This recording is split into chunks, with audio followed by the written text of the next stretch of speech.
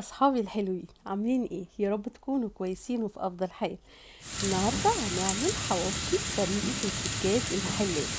هقول لكم على مكون واحد هيخلي لكم الحواوشي كريسبي وواخد نفس اللون والقرمشة بتاعت حواوشي الشارع كوبي بيست. يعني عايزة أقولك مش هتفرقيه. وكمان بربع كيلو لحمة هقولك ازاي تضعفيه وتخليه نص كيلو ويكفي من الحبايب قلب. بصوا الحواوشي خطير.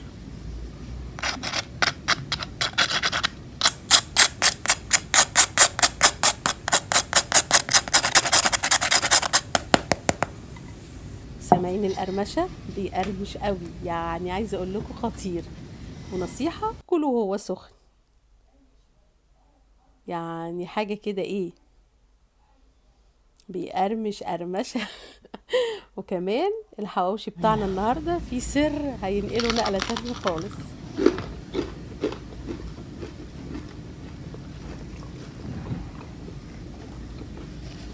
شايفين قد ايه مقرمش؟ بجد خطير. يلا بينا على المطبخ. اول حاجة يا ست الكل يا قمر، هنجيب عيش فينو بايت عندنا او صابح مش هتفرق. مفيش فينو يبقى عيش بلدي اللي هو بتاع الفرن دهوت. انا شخصيا حطيت رغيفين من الفينو بس رغيفين كبار. حابه تحطي 3 ماشي، ولو عيش بلدي رغيف ونص كفايه. هنجيبهم. الفينو فيه طبقه بتبقى على الوش كده محروقه، شلتها وفتفته وحطيت شويه لبن، تقدري تحطي شويه ميه عادي. هنفضل نقلبه كده لحد ما يتشرب كل السوائل، ونسيبه كده هو تسيكه على جنب لحد ما يشرب السوائل. هجيب بقى المحضره بتاعتي، هنزل فيها ببصلتين كبار متقطعين 4 وفصين من التوم واللحمه بتاعتي. ربع كيلو اللحمه والفينو اللي انا كنت بلاه في اللبن. وابتدي اعجن فيهم. ما عندكيش محضره هتعجني على ايدك. وحطيت جبت حزمه من البقدونس، غسلتها ونشفتها كويس من الميه وحطيت نصها. حواوشي بطعم وريحه الكفته، عالم ربنا خطير. حطيت بقى عليه توابل الكفته، حطيت عليه توم بودره وبصل بودره وفلفل اسمر ملح كمون. حابه تحطي جوز الطيب حطي، مش حابه خلاص. توابل بقى اللي هي بتاعت الكفته، لو حابه تحطي حطي، بس كده هو. عالم ربنا بناكل كفته. تعالوا بقى اقول لكم على السر اللي هيطلعوا معاكم قرمش.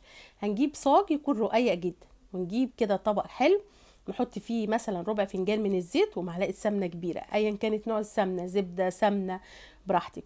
وكل رغيف هتدخلي فيه حته لحمه هتدهني اللحمه رغيف سمنه او زيت او زبده، والوش نفس النظام. وتبططي الرغيف كويس جدا، درجه حراره عاليه جدا جدا في فرن بوتاجاز رف تحت خالص على الارضيه.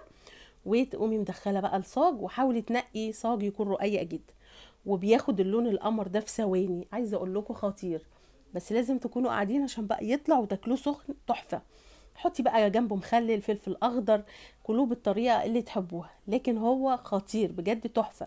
حواوشي بطعم وريحه الكفته. حزمه البقدونس اللي حطيناها اللي حضراتكم شايفينها جوه دي اديته نقله، يعني هو كفته. لايك وشير، واشوفهم في اكله جديده على خير، وباي باي يا اصحابي الحلوين.